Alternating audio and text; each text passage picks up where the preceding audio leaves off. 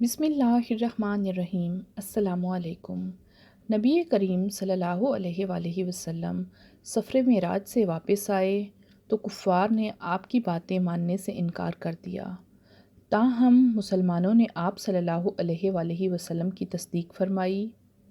قریش کے لوگ جانتے تھے کہ آپ صلی اللہ علیہ وآلہ وسلم نے بیت المقدس پہلے کبھی نہیں دیکھا۔ مکہ کے کفار نے آپ صلی اللہ علیہ وآلہ وسلم کا امتحان لینے کا ارادہ کیا۔ انہوں نے کہا، آپ بیت المقدس کے بارے میں ہمیں تفصیل سے بتائیں۔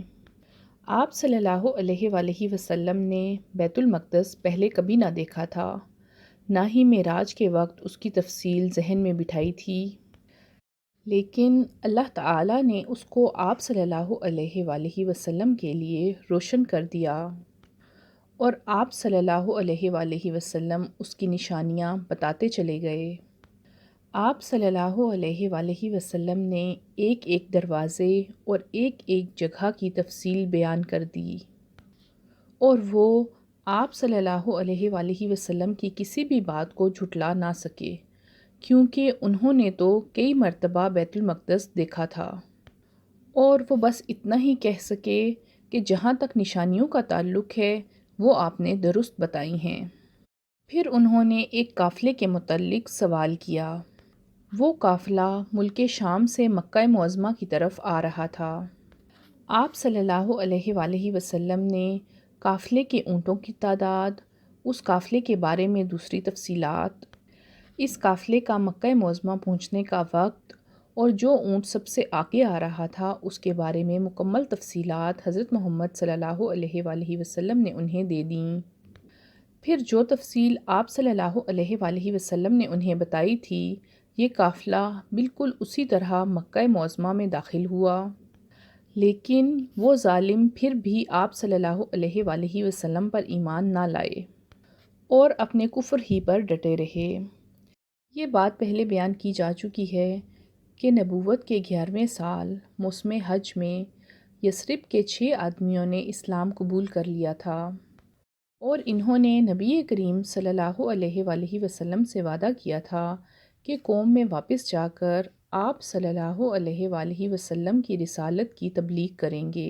اس کا نتیجہ یہ ہوا کہ اگلے سال جب موسم حج آیا، یعنی ذی الحج 12 نبوی، تو یثرب کے 12 آدمی آپ صلی اللہ علیہ وآلہ وسلم کی خدمت میں حاضر ہوئے۔ ان میں سے 10 کا تعلق خزرج سے تھا اور 2 کا تعلق اوس قبیلے سے تھا۔ ان لوگوں نے مینا کی گھاٹی میں نبی کریم صلی اللہ علیہ وآلہ وسلم سے ملاقات کی۔ عقبہ کی بیعت کی تفصیل صحیح بخاری میں سیدنا عبادہ بن صامت رضی اللہ تعالیٰ عنہ سے مروی ہے۔ وہ بیان کرتے ہیں کہ نبی کریم صلی اللہ علیہ وآلہ وسلم نے فرمایا، آؤ مجھ سے اس بات پر بیعت کرو کہ اللہ کے ساتھ کسی چیز کو شریک نہ کرو گے، چوری نہیں کرو گے، زنا نہیں کرو گے، اپنی اولاد کو قتل نہیں کرو گے، اپنے ہاتھ پاؤں کے درمیان سے گھڑ کر کوئی بہتان نہ لاؤ گے، اور کسی بھلی بات میں میری نافرمانی نہ کرو گے۔ جو شخص یہ ساری باتیں پوری کرے گا تو اس کا اجر اللہ کے پاس ہے، اور جو شخص ان میں سے کسی چیز کا ارتکاب کر بیٹھا تو اسے دنیا ہی میں اس کی سزا دی گئی تو یہ اس کے لیے کفارہ ہوگی، اور جو شخص ان میں سے کسی چیز کا ارتکاب کر بیٹھا پھر اللہ نے اس پر پردہ ڈال دیا تو اس کا معاملہ اللہ کے حوالے ہے، وہ چاہے تو سزا دے اور چاہے تو معاف کر دے۔ سیدنا عبادہ فرماتے ہیں کہ ہم نے اس پر آپ صلی اللہ علیہ وآلہ وسلم سے بیعت کی۔ جب اس سال کا حج ختم ہو گیا تو نبی کریم صلی اللہ علیہ وآلہ وسلم نے ان افراد کے ہمراہ سیدنا مصعب بن عمیر رضی اللہ تعالیٰ عنہ کو روانہ فرمایا تاکہ وہ لوگوں کو قرآن پڑھائیں اور دین سکھائیں۔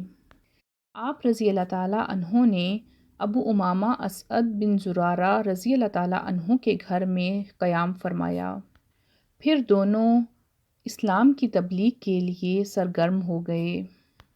پھر اگلے سال حج کے موسم سے پہلے مصعب بن عمیر رضی اللہ تعالیٰ عنہ بہت سی کامیابیوں کی خوشخبری سنانے کے لیے مکہ معظمہ واپس آ گئے۔ موسم حج 13 نبوت میں یثرب کے 70 سے زیادہ مسلمان حج کی ادائیگی کے لیے مکہ معظمہ تشریف لائے۔ یہ لوگ اپنی قوم کے مشرک حاجیوں میں شامل ہو کر آئے تھے۔ ان مسلمانوں نے طے کیا تھا کہ وہ رسول اللہ صلی اللہ علیہ وآلہ وسلم کو مدینہ آنے کی دعوت دیں گے۔ چنانچہ یہ لوگ ایام تشریق کے درمیانے روز یعنی 12 ذی الحجہ کو رات کے وقت جمرہ عقبہ کے پاس ایک گھاٹی میں جمع ہوئے۔ ان افراد میں 62 کا تعلق قبیلہ خزرج سے تھا، جبکہ 11 کا تعلق قبیلہ اوس سے تھا۔ ان میں 2 خواتین بھی شامل تھیں۔ نبی کریم صلی اللہ علیہ وآلہ وسلم اپنے چچا عباس کے ہمراہ ان لوگوں سے ملاقات کے لیے تشریف لائے۔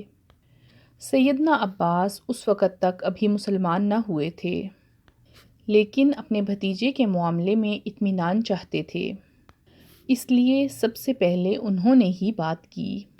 وہ بولے، رسول اللہ صلی اللہ علیہ وآلہ وسلم اپنے شہر اور اپنی قوم میں حفاظت کے ساتھ ہیں، لہٰذا اگر تمہارا یہ خیال ہے کہ تم لوگ انہیں جس چیز کی طرف بلا رہے ہو اسے نبھاؤ گے اور انہیں ان کے مخالفین سے بچا لو گے، تو تم نے جو ذمہ داری اٹھائی ہے اسے اچھی طرح جان لو، ورنہ ابھی سے چھوڑ دو۔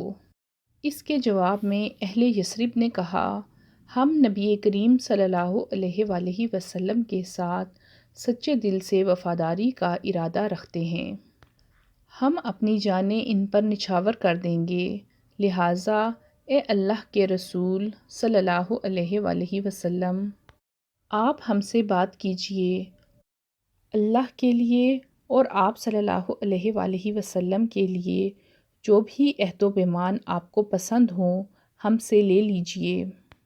اس کے بعد نبی کریم صلی اللہ علیہ وآلہ وسلم نے گفتگو فرمائی۔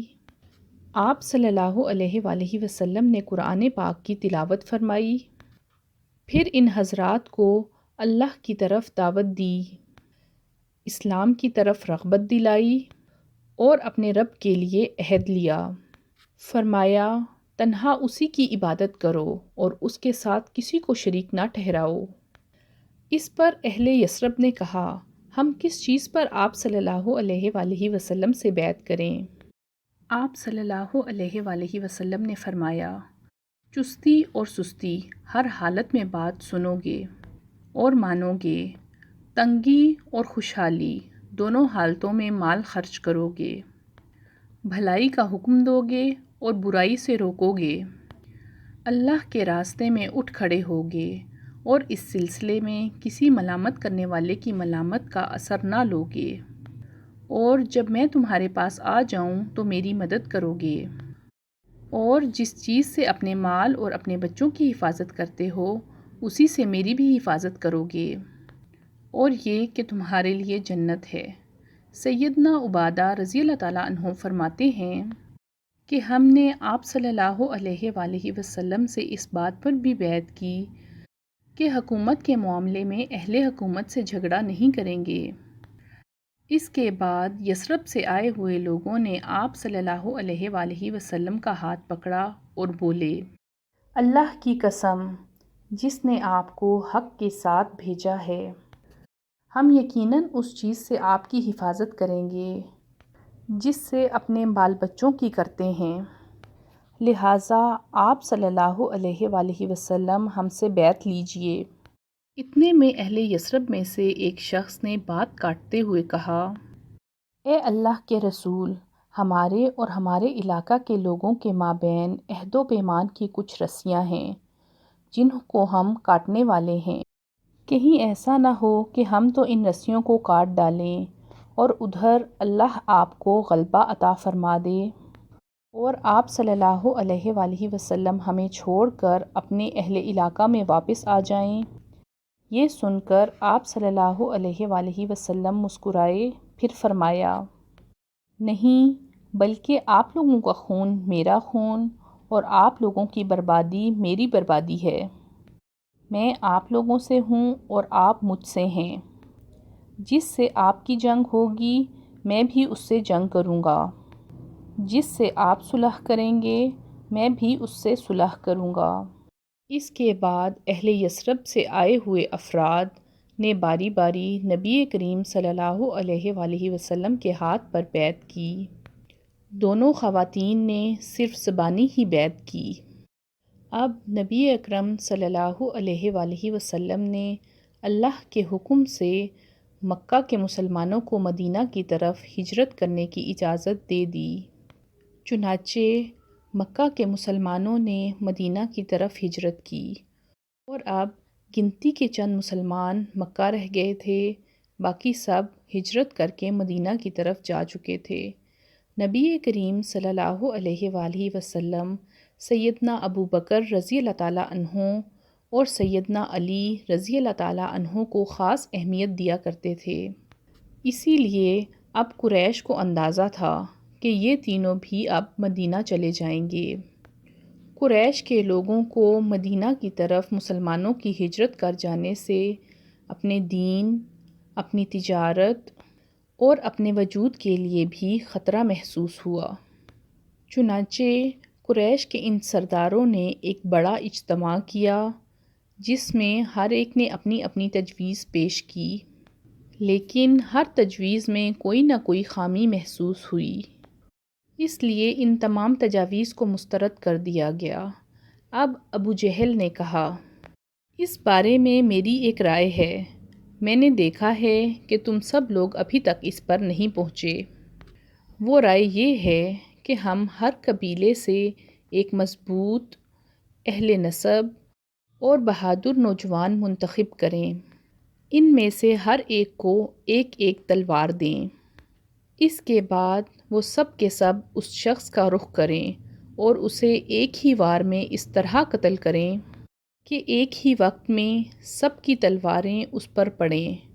اس طرح اس کا خون تمام قبائل میں بکھر جائے گا، اور عبد مناف سارے قبیلوں سے جنگ نہیں کر سکیں گے، اس لیے دیت یعنی خون بہا لینے پر راضی ہو جائیں گے، اور وہ ہم انہیں دے دیں گے۔